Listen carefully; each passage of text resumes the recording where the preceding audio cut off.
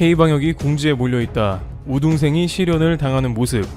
최근 한국에서 코로나19가 빠르게 확산한 것에 대해 일본 언론은 K방역이 궁지에 몰렸다고 진단했습니다.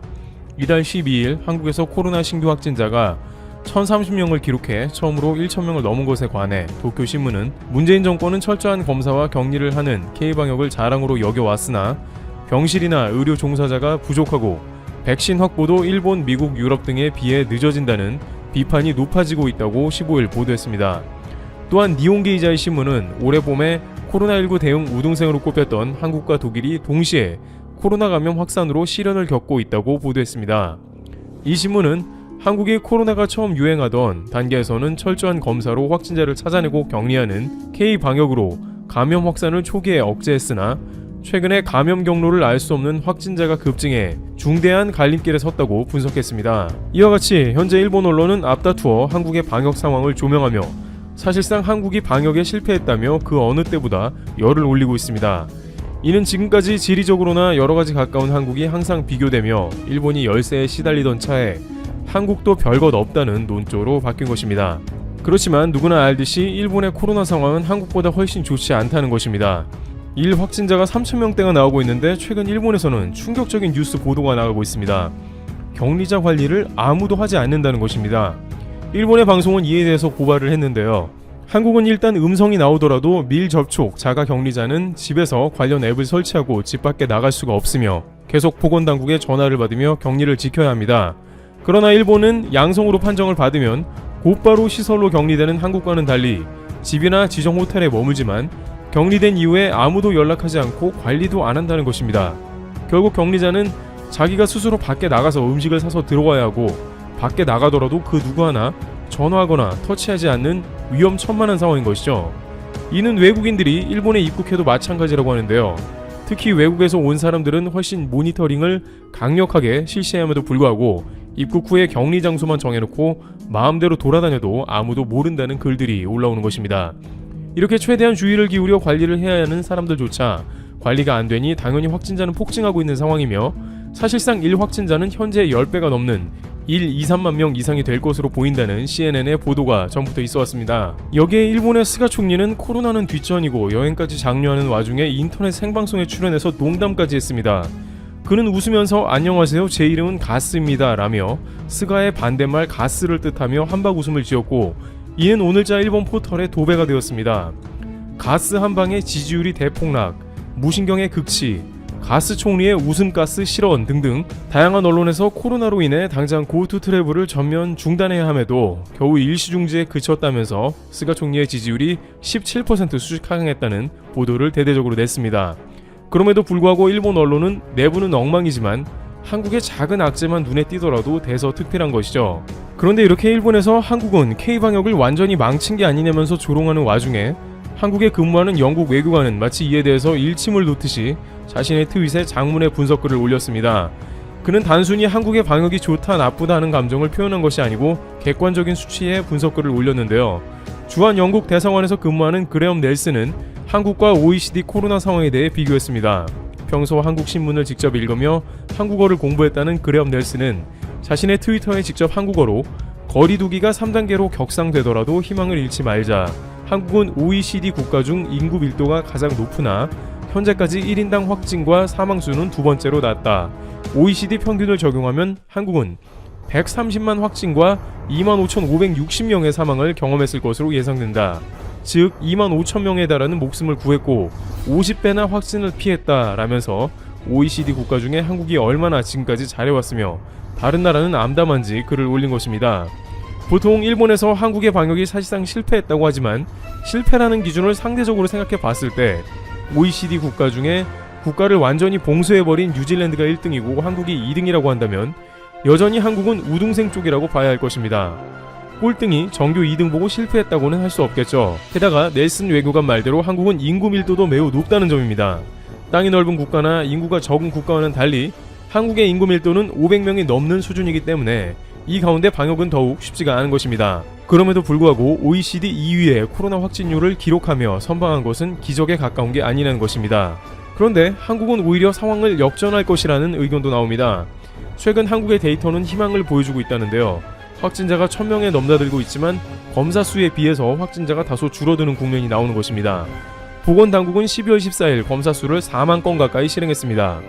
또한 확진율은 2% 초반대를 기록해서 지난 휴일의 확진율 3, 4%보다 대폭 낮아진 모습을 보였습니다. 지금까지 일본에서는 한국이 확진자가 적은 이유가 검사 수도 전세계 최하위권이라는 이유를 얘기했습니다. 하지만 그것은 확진자가 적다 보니 검사가 줄어든 것이지 일부러 검사를 안 한 것임을 간과하고 있었습니다. 또한 최근에 확진율이 높았다면서 사실상 한국의 코로나가 생각보다 광범위하게 퍼져 있는 게 아니냐고 한 것이죠. 그러나 기존의 2만 건가량의 검사 정도를 4만 건으로 대폭 늘렸고 확진율도 2% 초반대를 다시 보여줌으로 해서 앞으로 좀 더 방역을 철저히 한다면 서서히 코로나가 잡혀갈 수 있다는 관측도 나오고 있는 것입니다. 또한 한국이 백신 확보도 제대로 안 되어 있다는 일본의 지속적인 보도에 대해서는 한국 당국은 여전히 좀 더 백신에 대해서 신중할 필요가 있다고 말하고 있습니다. 일부 논문 등에서는 mRNA 백신 투여 이후에 자칫 사이토카인 폭풍이 일어날 수 있다는 의견도 나와서 1세대 백신 신중론이 끊임없이 제기되고 있습니다. 물론 임상실험 부분에서 대부분 건강한 사람이라면 항체 형성과 유지가 상당히 긍정적인 자료를 보여줬지만 대량 백신 접종이 이루어지다 보면 알레르기를 비롯해서 좀 더 상세하게 맞지 말아야 할 사람이 걸러지기 때문에 한국은 최대한 보수성을 유지하면서 백신 확보를 다급하게 서두르지 않는 상황이 연출되고 있습니다. 국제백신연구소 이철우 박사는 월스트리트저널과의 인터뷰에서 확진자 수를 낮게 유지할 수 있는데 서둘러 백신을 주문해 위험을 감수할 수 있겠느냐며 한국은 미국이나 유럽처럼 급한 상황이 아니다라고 말하기도 했습니다. 또한 정은경 본부장은 코로나19 백신 선구매 협상과 관련해 적어도 2곳 정도 이상은 연말까지 계약을 완료하는 것을 목표로 현재 계약서에 대한 검토 협의를 진행하고 있는 상황이라고 밝히기도 했습니다. 그리고 한국의 항체 치료제는 현재 임상 2상이 끝나고 자료를 분석하는 것으로 알고 있다고 하면서 아마 개발 일정이 가장 빠를 것으로 보고 있다며 이 치료제는 코로나 중증화를 막을 것으로 본다고 했습니다. 코로나에서 가장 경계해야 하는 것이 경증에서 중증으로 넘어가며 상태가 급속하게 악화하는 것이기 때문에 이 치료제가 나와서 제 역할을 해준다면 코로나가 확산은 되지만 그래도 마음을 놓을 계기가 될 것입니다. 실제로 일본에서 가장 많이 묶어서 언급하는 한국과 독일만 해도 격차가 상당한 것으로 확인됩니다. 일본 언론은 지난 봄에 한국과 독일이 방역을 잘했는데 지금은 비슷하게 둘 다 망가졌다는 식으로 보도하는데 지금까지 누적 확진자는 독일이 145만 명가량 되지만 한국은 4만 4천 명으로 100만 명이나 차이가 납니다. 또한 독일의 사망자는 22,600명이지만 한국은 600명으로 2만 명 차이가 나고 있습니다. 물론 인구가 독일이 한국보다 3천만 명이 많다고 하지만 한국의 비율로 따져도 독일이 훨씬 많은 것입니다. 독일 당국은 당장 16일부터 학교와 상점까지 모두 폐쇄해 내년까지 사실상 완전 봉쇄에 긴급 돌입한 상황입니다. 물론 한국도 일 확진자 1000명이 넘어가면서 이제 3단계 격상을 고민해야 하는 상황이 나오고 있습니다만 객관적인 수치로 봤을 때에는 다른 나라와 비교될 수준은 아닐 정도로 방역을 잘해온 것으로 확인되고 있습니다. 주한 영국 대사관의 윌리엄 넬슨 외교관의 모국인 영국도 세계 최초로 화이자 백신 접종을 시작했습니다만 여전히 현재 매일 2만여 명의 확진자가 나오고 있으며 누적 확진자는 187만 명에 이르며 독일보다 심각하여서 16일부로 3단계 격상에 들어가는 상황이죠. 이와 같이 현재 일본 언론은 당장이라도 한국 방역이 무너질 것과 같은 보도를 최근 집중 내보내고 있습니다만 OECD 국가 중 한국은 여전히 2위를 달리고 있는 상황이며 코로나 방역을 최선을 다해 진행할 것으로 보이고 있습니다. 트리블튜브 여기서 마치겠습니다. 감사합니다. 미국이 중국을 강도 높게 압박하자 일본이 이를 하나둘 따라하기 시작했습니다. 결국 중국이 일본을 향해서 분노를 터뜨리고 있습니다. 과연 두 나라 사이에 무슨 일이 벌어지고 있는 걸까요? 중국의 황구시보는 지난 6일 기사를 내보내 일본을 강도 높게 비판했습니다. 첨단 기술의 중국 유입이 두려워 일본이 미국을 따라하는 건가? 기사 내용은 요미우리 신문의 보도를 인용한 것이었습니다. 요미우리의 보도에 따르면 일본 정부는 내년 2021년부터 중국 유학생에 대한 비자 심사를 엄격하게 강화하기로 했습니다. 일본은 이른바 의심스러운 인물에 대한 정보를 공유하며 이들에 대해선 비자 발급을 거부하겠다고 밝혔습니다. 그런데 그 대상국으로 중국 등 국가라고 지칭했습니다. 네, 중국을 콕 집어서 말한 것입니다. 일본 정부의 이번 조치는 국가안보와 관련된 첨단 기술이 중국 유학생 등에 의해 누설되는 것을 막자는 취지입니다. 일본 외무성은 비자 심사 강화를 위해 2억 2천만 엔, 우리 돈 약 24억 2천만 원의 예산을 별도로 배정합니다. 경제산업성은 18억 7천만 엔, 우리 돈 약 205억 5천만 원의 거액을 일본 기업이나 대학에 지원합니다. 이들이 갖고 있는 첨단 군사 기술이 해외로 유출되는 걸 막는 데 쓰게 할 예정이라고 합니다. 일본의 이번 조치는 미국을 그대로 따라한 것입니다. 미국은 지난달 9일 약 1,000여 명의 중국 국민에 대해 기술 절취 등의 이유로 비자를 취소했습니다. 또한 안보 위험이 있는 중국 학생들과 연구 인력의 미국 유입을 잠정적으로 중단한다고 밝힌 바 있습니다. 호주도 미국의 행보를 그대로 따라하기 시작했습니다.